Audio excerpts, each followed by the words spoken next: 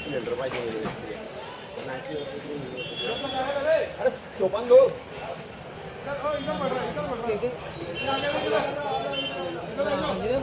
मी खरं भाई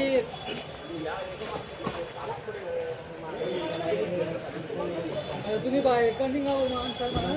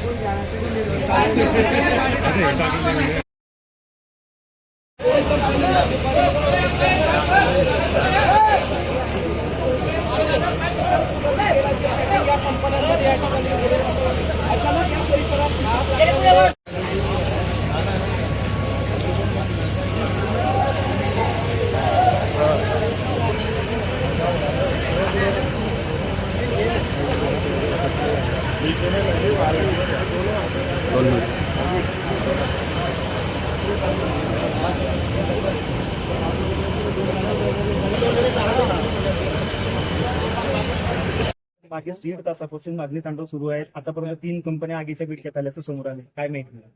4:20 सुमारास आम्हाला कॉल आलेला आणि त्या कॉल येता क्षणी दोन एक MIDC फायर स्टेशनची एक गाडी काढली आणि एक ब्राउझर जे 12,000 लिटरचा आणि एक मल्टीपर्पज वाहन, 3 गाड्या तत्काळ काढल्या आणि त्याच्या 10 मिनिटांनी परत दुसऱ्या 2 गाड्या काढल्या. अशा आपल्या इथे एकूण 6 गाड्या इथे उपस्थित होत्या आणि बाकीच्या जैनच्या 2 गाड्या आणि नशिराबादची एक गाडी. आता सध्या तर हात कंट्रोल आहे.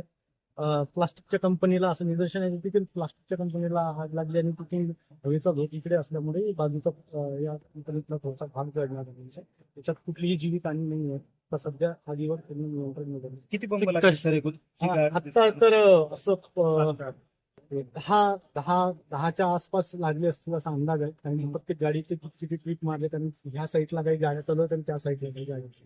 कशामुळे लागलेले जो आहे आजूबाजूच्या कंपनींना तो आता नाही आहे काही सर्व आगीचं काही प्राथमिक कारण कळतं नाही. आता सध्या तर आगीचं काही कारण शॉर्ट सर्किट नाही. सध्या तर काही आगीचं कारण कटलू शकलेलं नाही.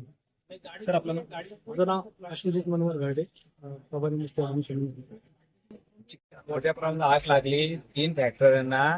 पण आज शनिवारी बहुतेक फॅक्टऱ्या बंद असतात, त्याच्यामुळे थोडं उशिरा लक्षात आलं. पण आता आग आटोक्यात आलेली आहे. जळगाव महापालिकेच्या गाड्या, जैन ब्रदरच्या गाड्या, भारत पेट्रोलने मदत केली, नशिराबाद नगर परिषदने मदत केली आणि सर्व उद्योजक एकत्र आले. सर्व उद्योजकांनी मदत केली. आता आग आटोक्यात आलंय. इथे पुढे जीवितहानी झालेली नाहीये. पण भविष्यात इथे MIDCचं फायर स्टेशन व्हावं आणि MIDCने याच्यामध्ये कंट्रोल राहावं असं आम्ही मागच्या मिटिंगला सांगितलं. नियोजन करू आणि फॉर्मच्या गाड्या 2 गाड्या महापालिका किंवा MIDC यांच्याकडून परचेस करून आग विझवण्यासाठी कशी मदत होईल आणि भविष्यात अशा घटना होणार नाही याची काळजी घेण्याचा नक्की प्रयत्न होणार. आग कशी लागली? नाही आता ते सांगता येणार नाही. शॉर्ट सर्किटमुळे होऊ शकतं. ऊन इतकं टेम्परेचर आहे. काल पाहिलं असेल इथे नशिराबाद पेढीला फक्त चाऱ्याची 10 लाखाचा चारा कोश आणायचा गेला. पत्राच्या शेड म्हणजे पत्र इतके तपले की पत्राच्या तपल्याने आग लागली त्याच्यामध्ये.